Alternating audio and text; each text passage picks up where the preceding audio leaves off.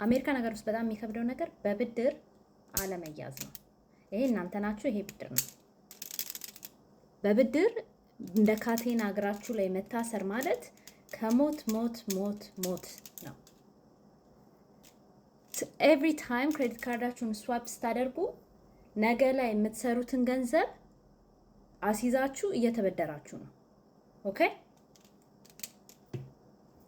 እናንተ እቺን የምታክሉ ሆናችሁ ይሄንን ያክል ብድር ጭንቅላታችሁ ላይ ካለ ምንም ነገር ማድረግ አትችሉም። በብዛት ሰው የሚለው ስራ ሰርታችሁ ራሳችሁን ማስተካከል አትችሉም። ኖ ስራ ሰርታችሁ ራሳችሁን ማስተካከል ትችላላችሁ።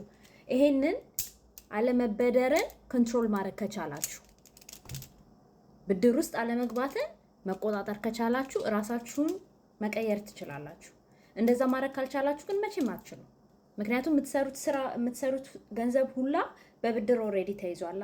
ይሄ ብድር ስላችሁ በቃ ዝም ብሎ ይሄ ኮተት በመግዛት እንዲህ በማድረግ በቀን 27 ብር ክሬዲት ካርዳችሁ ላይ የምታደርጉ ከሆነ በአመት ከ10,000 ብር በላይ ነው። ኢማጂን ዳት። ሶ ይሄንን እያደረጋችሁ ከሆነ አቁሙ ልላችሁ ነው። ዳትስ ኦል ዩ ጋይስ።